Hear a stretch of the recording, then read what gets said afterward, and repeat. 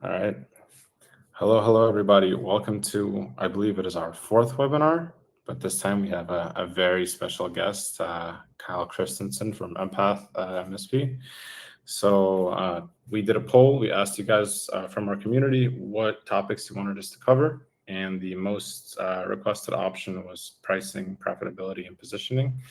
And we thought who better to bring to this call than Kyle himself. A lot of the MSPs in our community are on the smaller side, so I'm sure the information that Kyle will present will be pretty valuable to you guys. And even if you're on the bigger side, I think there will definitely be some thoughts to take away from this for your own use.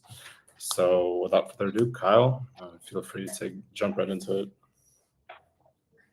Yeah, no, we'll run with this.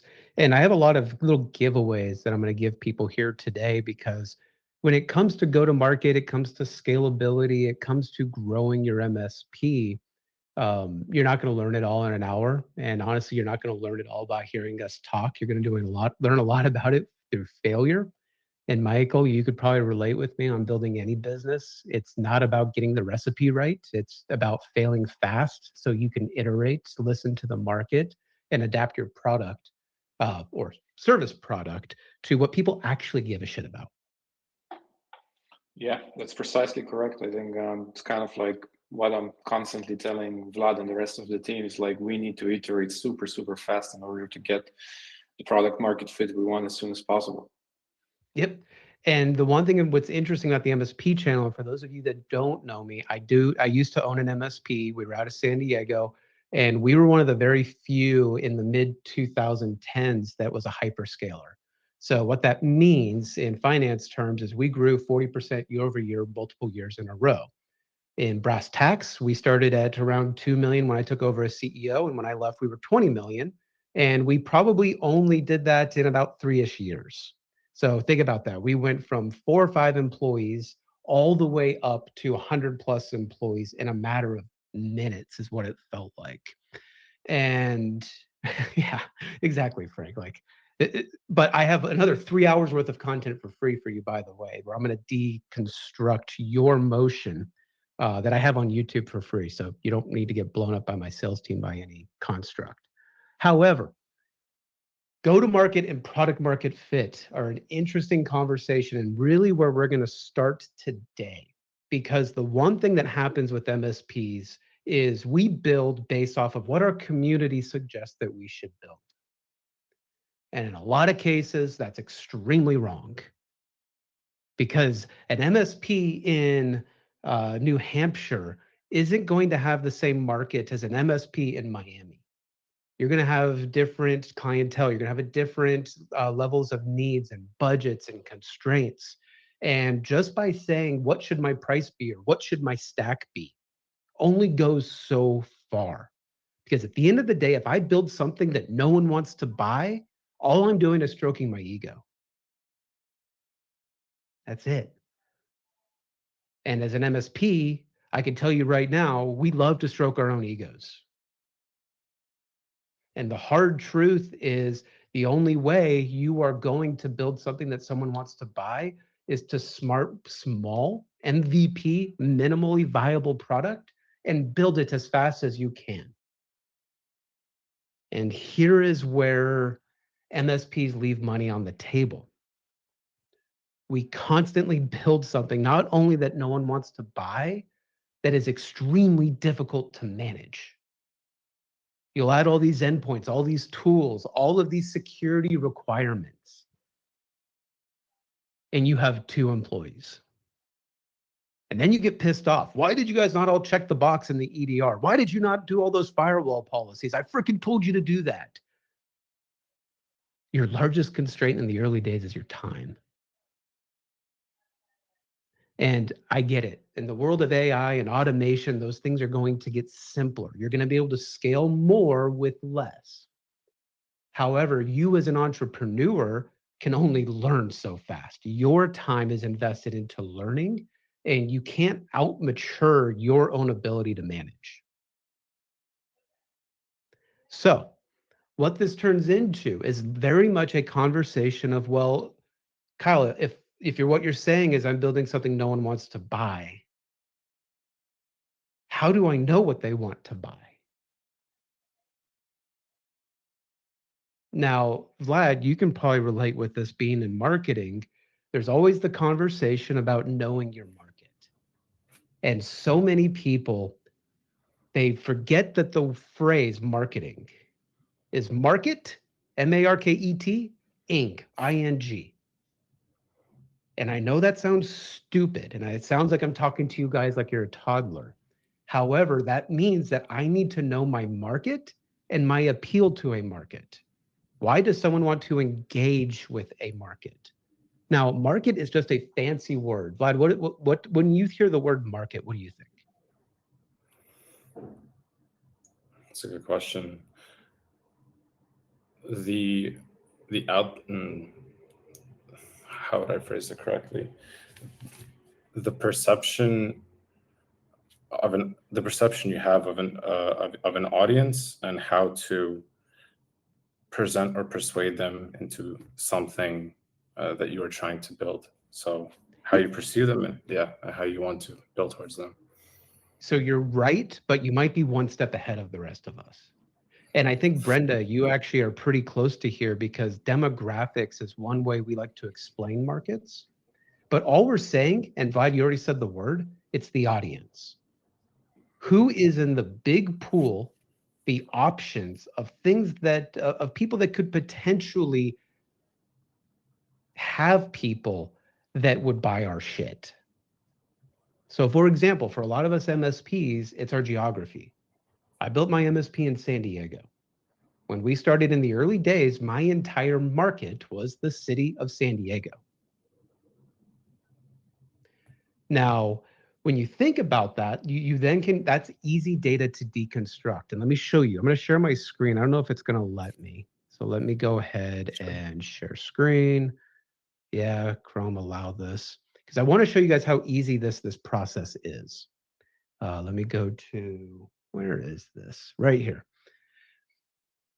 If you ever want to know what your market for possible MSP customers is, you can very simply go and Google. So if I go small businesses in San Diego census data, this is actual data that the government collects on small businesses. And this is very US biased. So I don't know what the demographics are the countries that are here, but in the US, I can look this up with actual data.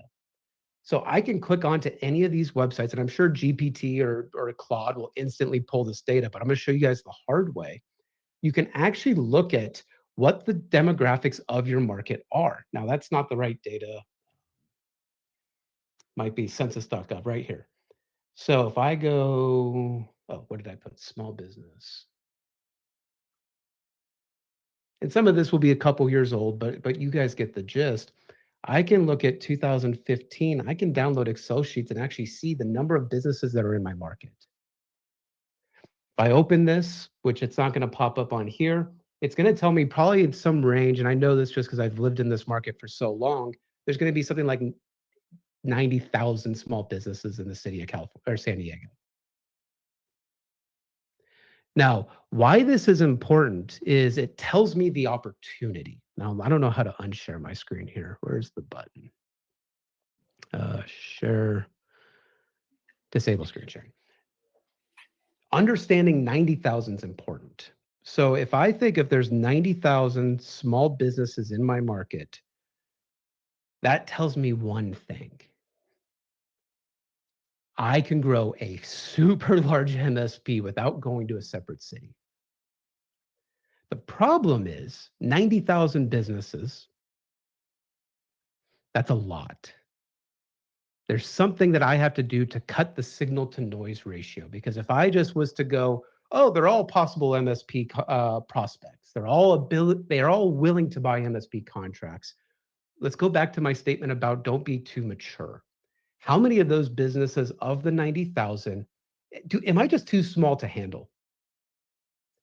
Doing the exercise of taking a market and chunking it down is identifying, closer to your word, Brenda, demographics. It's looking for an ideal client profile, an avatar, something that explains who in that market is someone that I would like to do business with. So I can do one layer deeper. Well, And you see this, by the way, on Reddit and Slack and all the communities all the time of who is my ICP? Like, and what you'll see normally are either verticalizations or a size of business scope. For example, I only work with dentists. I only work with lawyers. I only work with financial institutions. That then allows me to go, if they're in San Diego, if they're a financial institution, how many of those are there? And I did this exercise for a group out in Vegas where all they do was dental. And we did this exercise with GPT, actually. We said, how many dental offices are in this city? And it came back with 9,000.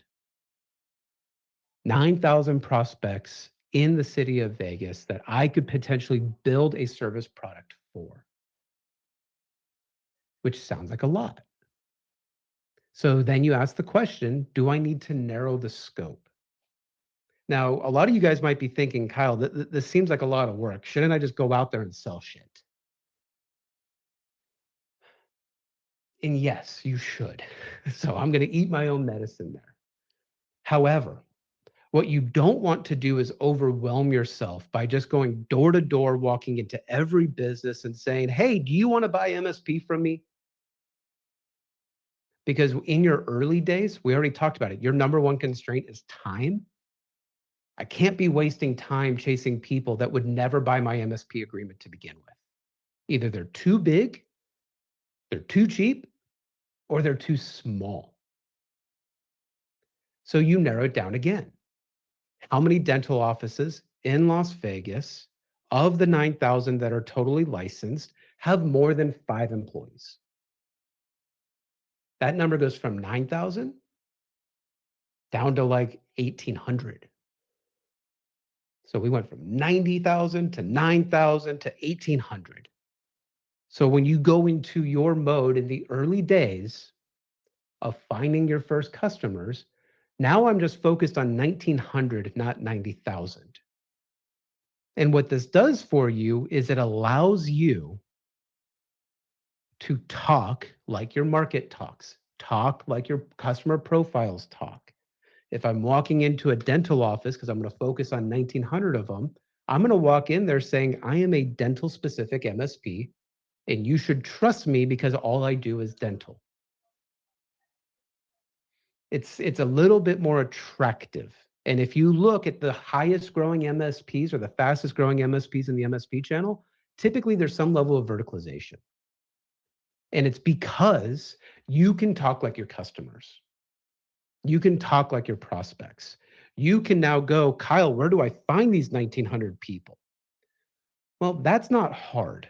So I could go to, again, I'm going to do this stupid simple. I could share my screen.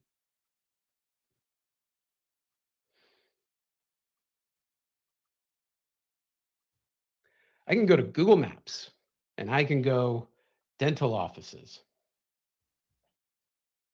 And then boom, I get a bunch that pop up. I can start to do this exercise. And then I go, okay, well, who's also involved in dental? Orthodontist.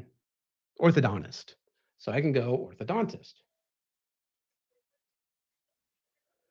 And it allows me to start targeting those buildings that are in, that I might want to walk into. Now, at my MSP, when we got started, and I'm not kidding you, and this would terrify us SaaS people, Michael, I cold walked into these fuckers. I walked in going, hey, who does your IT? You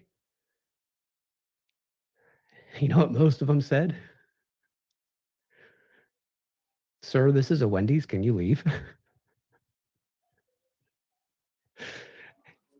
However, it built the muscle.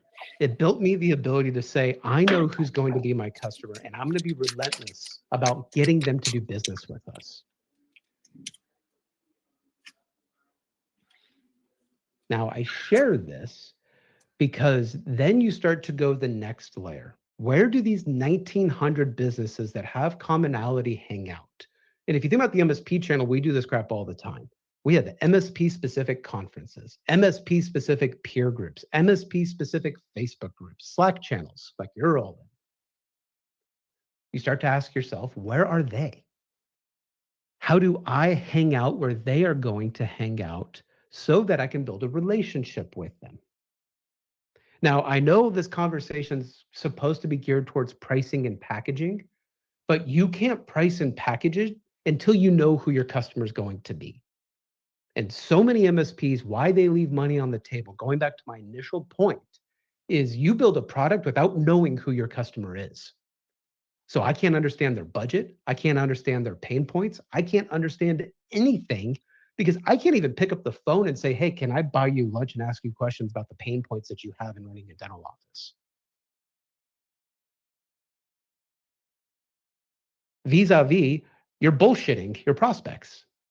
You're saying, buy shit from me because I'm the best IT company. Well, great. I can go show you 40 other MSPs in your city that say the exact same thing. Michael, I'm going to put you on the spot a little bit because we were talking about go-to-market a little bit, and we mentioned the word MVP and product market fit. Maybe let's define that a little bit, because I think that goes into this next conversation of when I've identified my profile, what do I do next? So first, I think that you said something that is extremely correct, and I actually want to take it to the opposite. Like you said that you started with 90,000 businesses, and then you kind of drilled it down. And there is a business term for that. That's TAM, SAM, total addressable market, Yes, etc. So it's addressable market. I think that the opposite of what you said, not doing it, is devastating for your business, because what's going to happen? You're going to have a lot of time spent on either leads and prospects that are not a good fit for you because they're geographically too far, or they're too big, or they're too small, or they can't pay you, etc. So you're going to spend time and you're going to spend money, because you will try to, for example, in my business, and that's what we're doing, you're going to spend money on ads, on online ads. You're going to spend time on this type of things.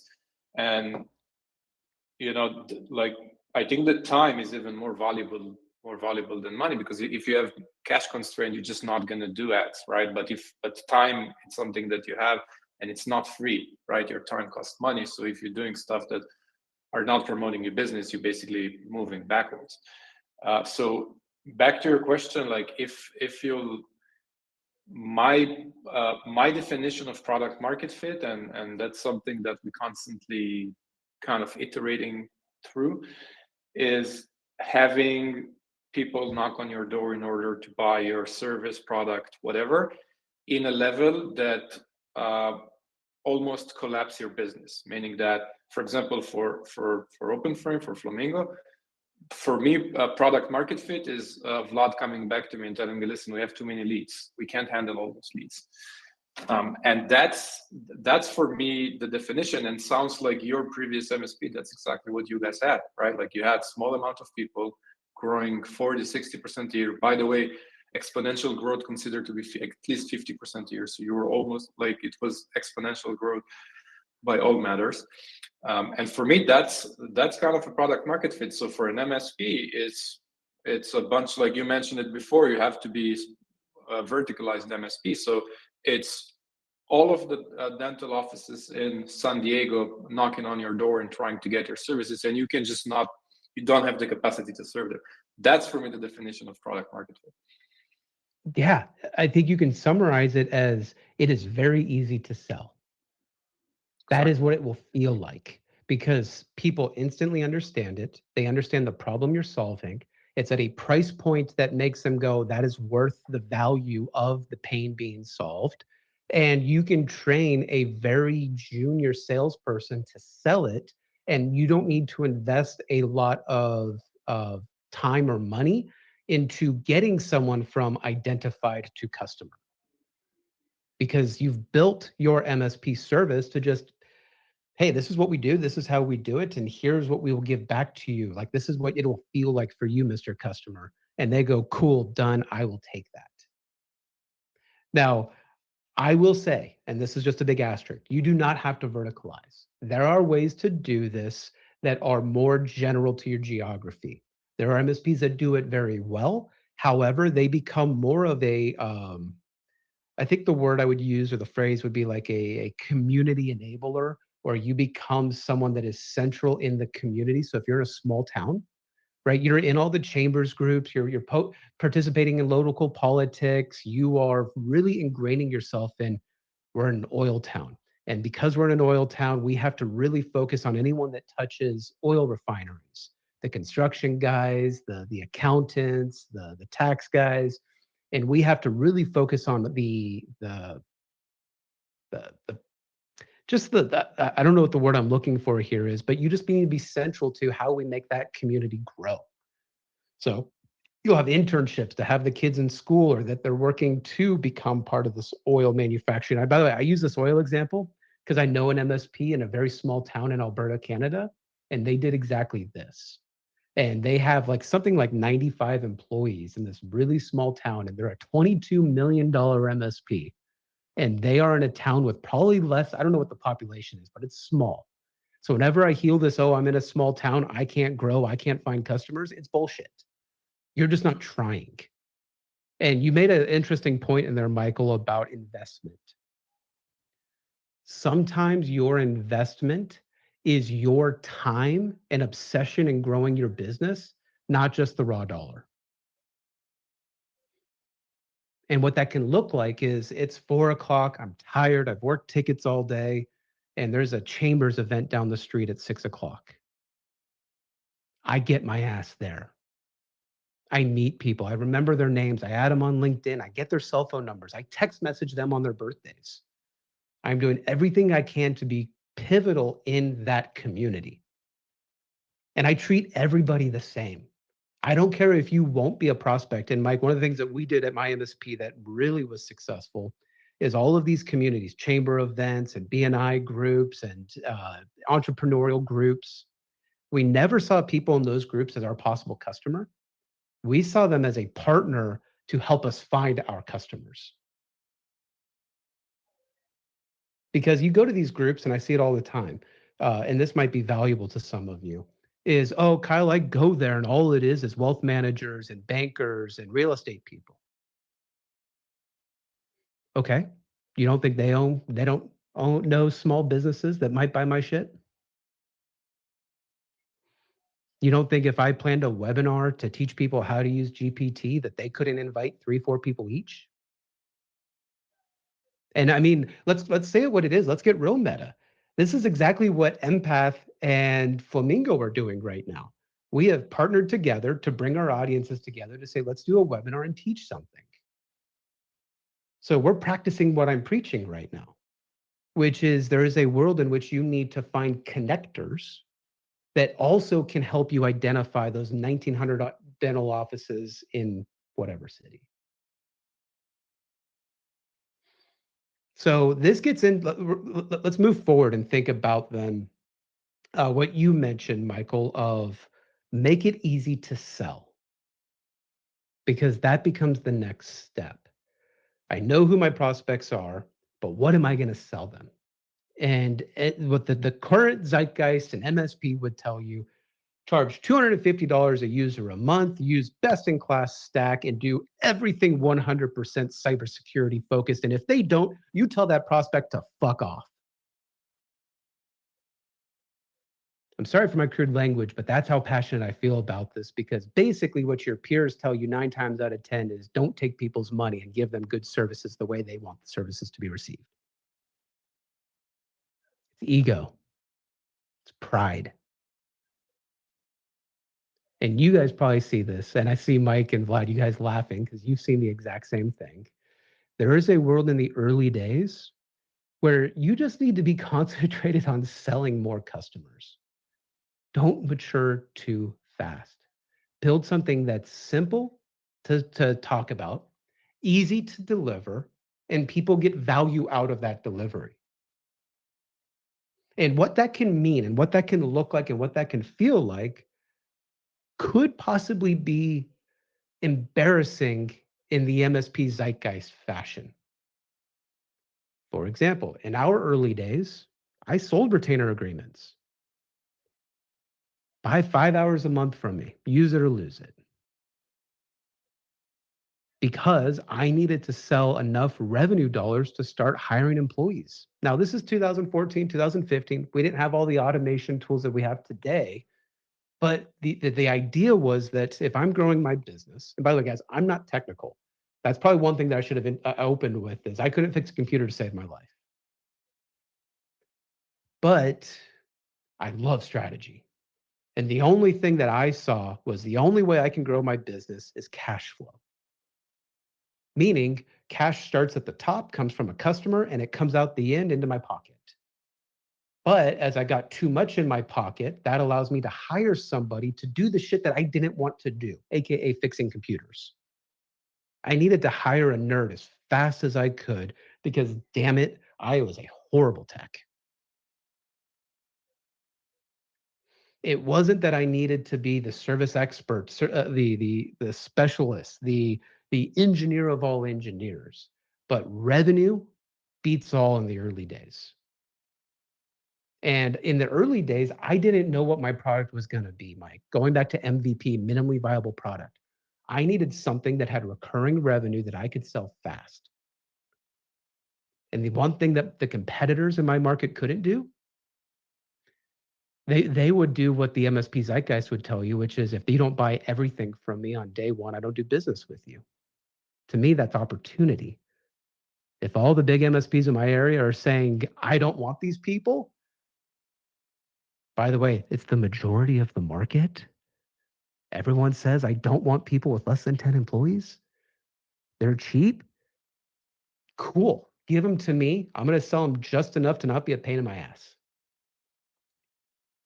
So if I'm looking at these things, I go, okay, let me sell something simple because that's the first way I'm going to do it. And I'm going to build up to having a couple employees to where then I can move into managed services or all you can eat services to where I don't care if my guys work 40 hours a week just on tickets. That's what they're here for. Because Mike, in having built a business, you've probably even recognized this because I know you're technical. There hits a point where as a technical founder, you do kind of have to spend a little bit more time in go-to-market and fundraising and accounting and all the shit that maybe you didn't want to do. But as a business owner, you kind of have to go, man, I need someone else to be 100% on with product and technology. But at some point, I got to focus on the go-to-market stuff. Yeah, 100% correct. I think like that's kind of lesson learned from my previous business. Like right now, it's like all do it myself and then bring people to take it away and like focus on that 24/7 rather than me spending half of my time on engineering and half of my time on other stuff. So 100% agreed. Yeah. And we all make this mistake, by the way. So for the people that are in this room, we're coming from a place of humility here because when you hyper focus on the tickets and the technology, you don't focus sometimes on the experience of your customers or refining that product to sell more of it. Oh man, I spent 8 hours on tickets today. I'm not going to that next event to find my next prospect. Oh man, I've been just so busy today. I'm not going to pick up the phone and call that one customer that sent me an email that sounded like they wanted to cancel, but it didn't really sound like it. So I'm just going to put my head in the dirt like an ostrich and just act like it didn't happen until the day I get an email that says I'm going to cancel you.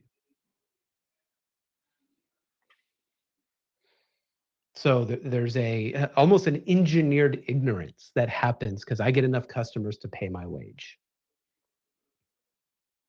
So when we pull through this, you have to have kind of a vision with the end in mind. That's where I'm trying to skate by just because we have some smaller MSPs here.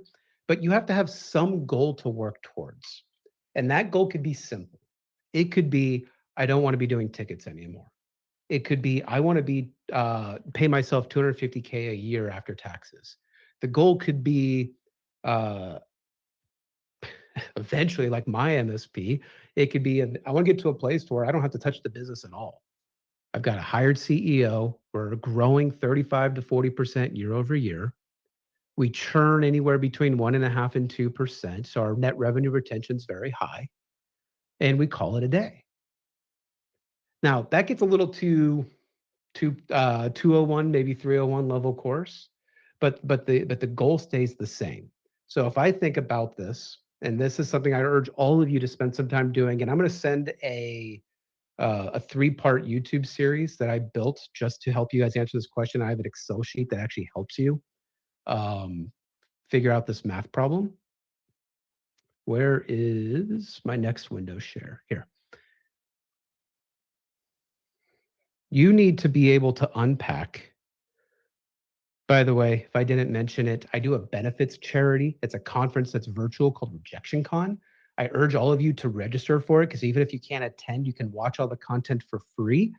We have something like 15 speakers over 3 days, and it's all of your employees can join. I'll drop the link in chat.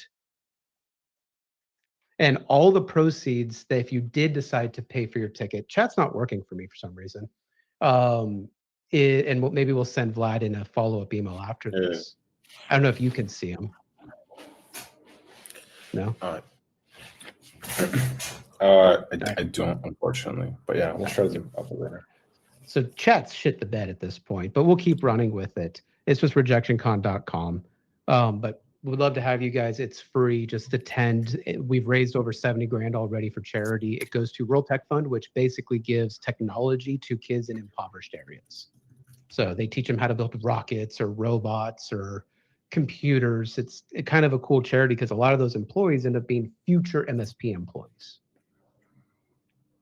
So going back to having a goal in mind, let's say that you want to pay yourself 250K salary is your goal.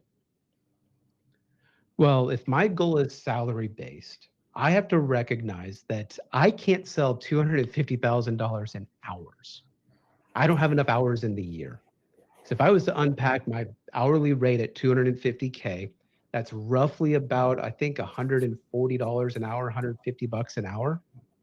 So that means my revenue would have to be somewhere north of almost $1 million and not have a single employee. So you start to do this math problem of, okay, I got to get to a range. So let's say that says that I need to have 1.25 million in revenue.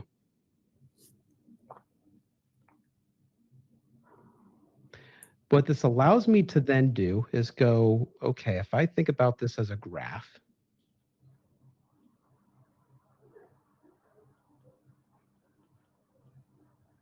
I need to then understand, well, how long is that going to take me to get there? By the way, I don't know, Vlad, how much time do we have? Is this a 30-minute webinar, an hour webinar? We have an hour. So you got time. Cool. I realized that going, wait a minute, my calendar says 30 minutes. I don't pay attention. If I think of this construct down here, this is time. At some point, I need to set a goal for myself. When am I going to hit 1.25 million in revenue so I can make 250K in salary? Well, let's say I'm going to do this by year 2. I need to then understand what year 1 looks like. And I need to understand what month 6 looks like. And you kind of start to create your targets. You start to create a, by the way, Brenda, I see you typing thank you. I don't know if I'm going to see it with how chat's broken. But really the idea is pretty similar. Now you could do simple math and say, let's just take half at year 1, or I could go and pose myself a challenge. The first year I'm growing my MSP, I might not be super strong at sales. I may not understand my product. I might not be able to charge enough for my product in year 1 to get halfway there. Mike, I see you kind of shaking your head because we all understand on the SaaS side and on the product side that sometimes I just want to get the motion going. I want to get something out the door. I want to be able to get people to start giving me money before I make myself more expensive or increase my prices or add extra complexities to my product. So maybe I'm getting to 40%. So maybe this is 500K. Like I said, I'm going to give you guys all a spreadsheet that helps you do this. When I get 500K, now I need to say, okay, what can I sell? And how many people will I need to basically be able to come up to these numbers? Now, as MSPs, no matter how you package, and I'm going to be a little controversial here, You are always trading time for dollars. Yes, you have a stack.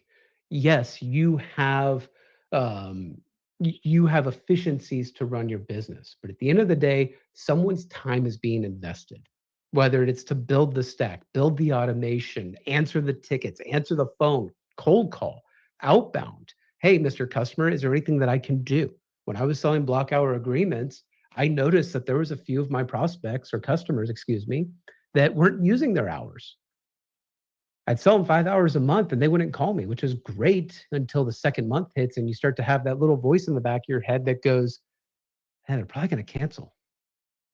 So you start to think about, do I lock them into contracts? Hey, you got to do it for at least a year.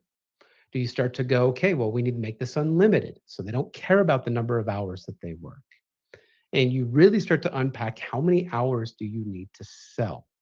How many number of users do I need to bring on board?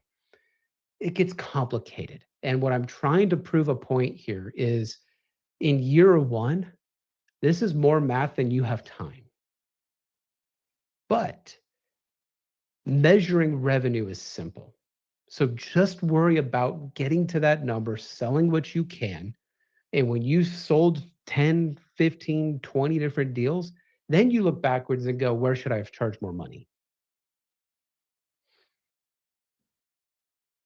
And I said, there's a lot of details I want to go into today, but we don't have enough time in the hour. And like I said, that YouTube series I'm going to send you, I actually break all of that down.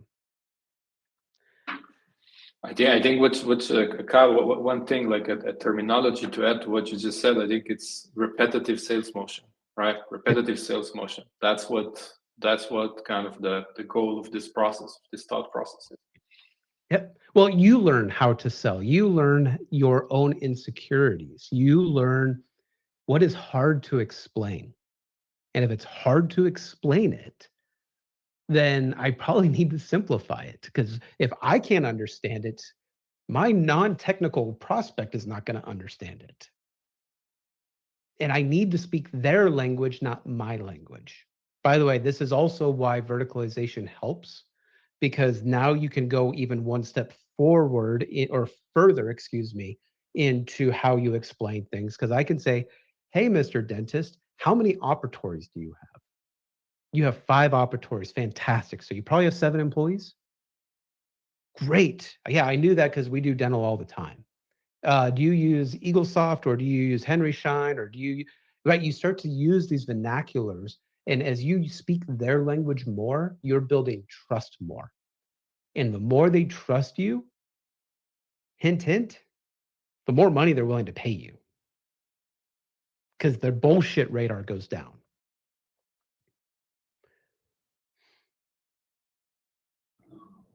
But let's fast forward a little bit. I'm ready to start selling managed services. And I'm going to go to a whiteboard and I need you guys, this is normally where I would say, hey, in chat, start asking questions because I might under-explain or over-explain some things. So I like this to be a little bit more collaborative. Let me go back to the... Yeah. Guys, I'm honestly not sure what's going on with the chat feature. I've never had this problem before in my life. But there's a questions tab. Could you guys try posting your questions in there? Maybe that'll work as I'm trying to troubleshoot this in real time. Anyway, sorry, go ahead. No. I'm glad you spoke up on that because I would love some way to be interactive. I'm going to get a clean whiteboard over here. Because what we want to figure out now is, okay, well, I want to start building out my managed service agreement. I am ready. I've sold a bunch of retainer agreements, some time and material agreements. I have my first employee. Maybe they're offshore. Maybe they're sitting in a co-working space next to me. Maybe they're remote. How do I start to build my managed service package in a MVP, minimally viable product, something simple so repetitive sales motion, like I can get to the place of, let me try to fail at selling an MSP agreement a few times just so I can kind of understand what it looks like to a prospect and then what it looks like to us, because it's going to look different to both of you. What we all want to get to is some type of price per unit. And in the MSP channel, for a lot of us, and let me go ahead now and zoom into this, that's going to be something like a price per user or a price per endpoint, or some type of hybrid where it's a little bit of both. Now, if we go back in history, a lot of us back in 2011, 2010, we did price per endpoint because that was the unit of economics that a lot of our vendor partners would bill us in. They would all say, you buy antivirus by price per computer. So what we did is we copied what our vendors would do. But go around 2014, 2015, Office 365 comes out and it did something different. They said price per user. And even some of our security vendors, they started to do price per user. Hey, I'll sell you antivirus software, and each box copy comes with 2 licenses because, the executive might have a desktop and a laptop. So we kind of went through this evolution. Now, thinking about how it is priced, you got to ask, why do we price things like this? Well, there's got to be some way to quote it. There has to be some way that we can unpack. Sorry, go away. That's embarrassing. There has got to be some way that we unpack how I'm going to present to the customer so I don't confuse them. Packaging really matters. And if you start with packaging, what you're saying is I'm starting with the market in mind. I need to put this into a way that someone is willing to monetize it. Someone is willing to give me money for it because they can understand it. So you kind of want to start with almost the price point or the unit economics first and work your way down to what can I do for that. So it might be something like 100 and here, let me change the color. Let's go to green. I might do 150 here, and I might say it's 75 here. That's per user, that's per endpoint. And by the way, the numbers don't matter that I wrote there. You can go look at service leadership data on the average price per user or price per endpoint. But when you're in your early days, these numbers don't mean jack shit. If I could give you a shortcut, you need to be probably 25 to 30% cheaper than your next closest competitor when you're small, because you don't have all the operational overhead as everybody else. And Mike, I know that's controversial advice, but you made the pension of repetitive sales motion. Well, I might want to do this just because I want someone to say yes. I want to focus on revenue. I want to focus on my own ability to just be able to sell one. And I can't be worried about the price negotiation that's going to happen. Because in my early days, I can tell you right now, the first few MSP agreements I sold, I was not confident. I was weak. I was embarrassing by many constructs. So if you're weak and you're new and your company hasn't been around that long, the easy way to get your foot in the door is to be cheaper than your next closest competitor, because where you're going to hit all business owners in the emotional bits is them saving money. Because when they save money, that goes to the bottom line, which means they can do other cool shit or they can put it in their own pocket. So you're hitting an emotional button. You can cold walk into that dental office and say, I am 20% cheaper than anyone else in town. Would you like to have a conversation? It will at least get the foot in the door. Now, they may find out real quick that you know nothing about dental and then tell you to get lost, kid. However, at least it got your foot in the door. So what happens is we have this price point. It's a shortcut for me to get involved. And by the way, if you don't know what your competitors charge, when you walk into an office, ask them like, hey, we're cheaper than most MSPs. And you usually can somehow get the customer, the prospect in your perspective to tell you what they're paying the other MSP. Sometimes you can literally message their employees on LinkedIn. I've never done that. Because their employees have loose lips. They'll tell you all day long, oh yeah, we charge 150 a user. So what happens is, let's just run with this. Let's say that we're going to charge 150 per user.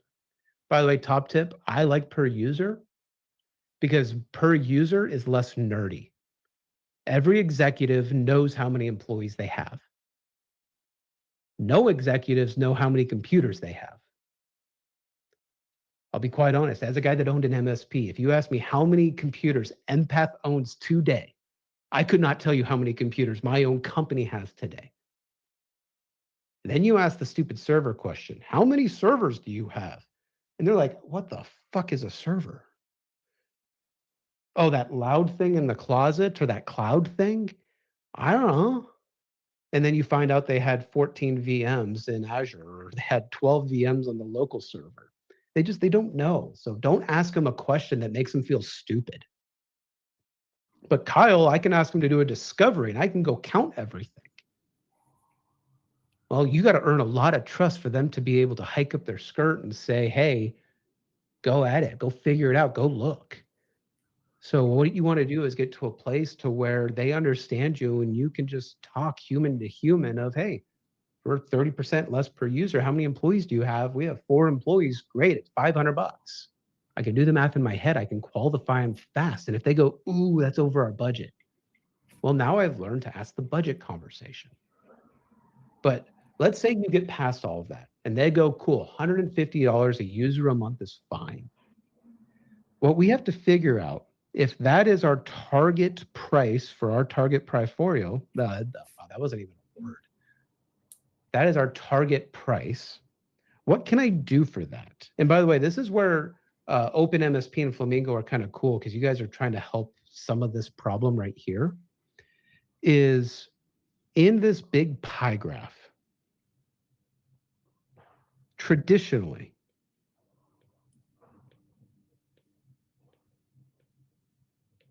this is all going to equal $150. Typically, the biggest portion that you want is going to be labor. The rest of them are just going to be your stack.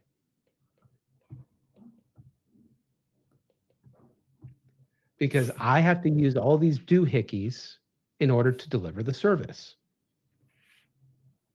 And this is where MSPs go a little overboard and we push way too much into our bundle. Because now the more I put in the bundle doesn't make it more appealing to the customer. It just makes it easier for us. So that's why I'm saying just do bare essentials. Typically in the early days, especially for like my MSP, and this might be outdated, it was RMM and antivirus. That was it. Because that was enough for me to get in the machine, do the patching, and make sure that if they did get hit by something dumb, I didn't have to spend all night cleaning up the computer. So for you guys, it's probably something similar to EDR and an RMM and or just a jump client even. Hell, I could probably run an MSP literally with just Intune, Screen Connect, and a basic ticketing system these days. You don't need to go complicated because you don't have any customers. Find where you spend too much time. Yep, what? Kyle, so yeah, I'm trying to find like a workaround for the broken chat thing. So guys that are still here, basically, if you have a question you want to ask Kyle in the OpenMSP Slack community, I made a thread about the post. So just post your questions in the thread and we'll do it that way. Actually, one of the people on the call reached out. Her name's Brenda. She was typing in the chat before it broke.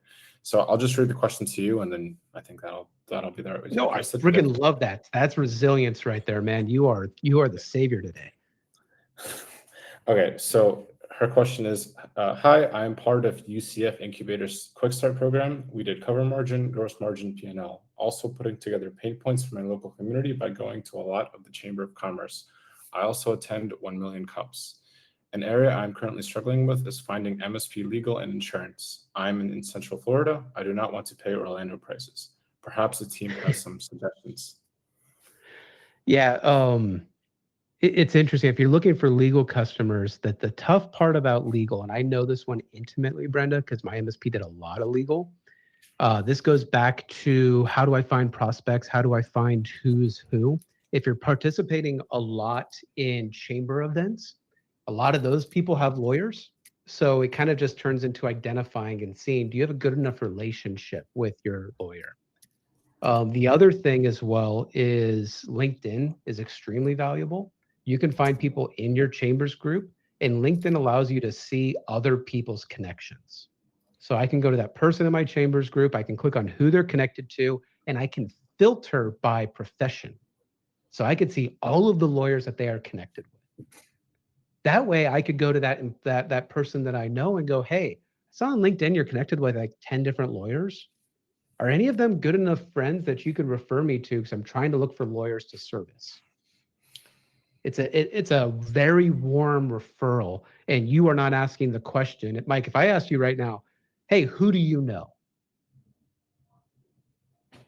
Too broad. It's too broader. Hey, can you give me referrals? What you're essentially asking somebody is, hey, can you do my prospecting for me? Can you be my BDR? So what you want to do is defeat the blank page. Hey, I saw you're connected to 10 lawyers on LinkedIn. I do IT services for a lawyer. Hopefully I've helped you enough over the years. Any chance you can refer me to any of them? They're going to go, oh shit, I know Steve, Joe, and Jack of those 10. Steve's an asshole. I would never refer you to him. Joe, I don't really know. But Jack, that is a good human being. I can text message introduce you to them. So that's like a shortcut to it. If you want what I did, it's expensive. To Michael, your earlier point of spending money, you want to join the local legal groups, ALA, for example, the Association of Legal Associates or Administrators. That's where I'm not meeting the partners. However, I'm meeting their team, the team that has the technology problems. So what you want to really look for is, are there groups like that? So hopefully I got her question at least somewhat answered. So she just followed up. She said, this is not exactly the direction I was trying to go, and I'm looking to have a lawyer protect me in my documents, not looking for them to be a client. Oh, gotcha. Sorry. That's where the game of telephone goes. But hey, we got to come over a cool referral conversation regardless, a cool little go-to-market package.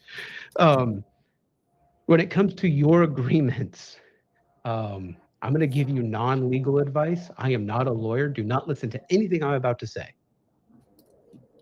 Asterisk, disclaimer, etc. When I ran my MSP in the earlier days, I literally, I didn't think about legal documents. This is the tough thing to admit. I sold so many managed service agreements without a master service agreement. Because going into the repetitive sales motion, I learned through the school of hard knocks. I had someone that I thought was on a 1-year contract. I didn't have the right legal paperwork, and they were able to cancel without any teeth. I had one person where they got hit with ransomware, and I had to give them a large refund. So I'm not saying do it that way because it was painful. However, not legal advice. There are good MSP lawyers out there. Monjor's a good one. Bradley Gross is a good one, where they have a lot of templates that you can purchase and just literally copy paste, and it'll be enough to protect you. That you don't need to go too custom in the early days because you don't have much risk. You can also use this thing called ChatGPT to get you enough. I don't know how good it's going to be, but, and by the way, not legal advice. It's enough to at least give you teeth to build resistance to protect you in the state that you need to be protected. But if you only have 1 or 2 customers, you don't have any risk. Go sell something and generate risk. By the way, I get it. Most MSPs are risk averse. That's a whole other conversation. Any other questions, Vlad, that we had? Just in time. So Frank asks, question for Kyle. The MVP stuff I like. However, in today's world with all the regulations, I mean his and CA, that's the regulation state, California. How do you balance the risk when you sell MVP or basic? Don't sell to regulated channels. I say this, by the way, actually having experience in this. There is a world in which you have to understand the research and development that you have to spend or you have to be concerned with to go after customers in a regulated space may just be not within the amount of time or abilities of your team. So if I'm a small MSP, I ain't touching CMMC.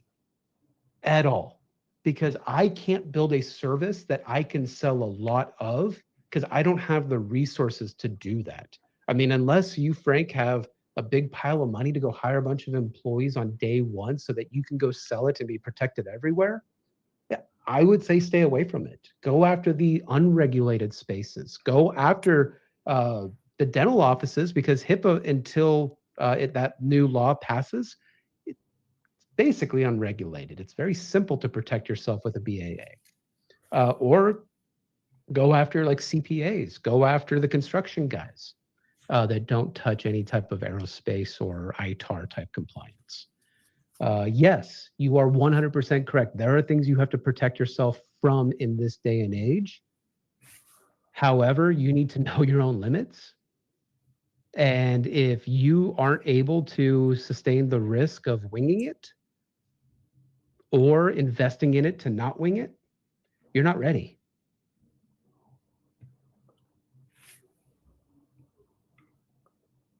It's not as lucrative. You won't make as much money, but the early days, that's not the game. We are coming close to time though, Vlad. Looking at the clock, we have about 4 minutes. So I don't know if there's any other follow-up questions. Maybe we need to do another one of these because we didn't get to packaging too much or margin protections. Yeah. A lot of those will be in that YouTube series that I'll give you the link, Vlad, so you can message to everybody. Yep. I have an Excel sheet too that'll help with a lot of that. Hopefully this was valuable though, guys. Yeah, and I do apologize for the shit with the chat that, you know, everything just threw it my way, but I'm trying to make it work the way that I can. So that's what happens when you do things live. yeah, shit breaks. Well, we find out later that the screen share wasn't working and people were just watching me write without seeing the writing. If you want to get a hold of me, easiest place is LinkedIn. IN/KyleCHX is my LinkedIn profile, KYLECHX. You message me there, connect with me, be happy to answer any questions or go deeper into any of those questions. Free to book time with me and hash things out. My entire business, Empath, is all surrounded around MSP education. This is what we do for a living. And I appreciate you guys having me on. Yeah, thanks for coming, Kyle. And yeah, thank you guys for taking the time out of your day to come on this call. Thanks, Kyle. Thanks for joining us. And yeah, was for me, it was super interesting and a lot of interesting insights from someone that did it. So thanks a lot. No problem, guys. Well, other than that, you all have a good rest of your week, and I'll see you on the other side. Take care, everybody.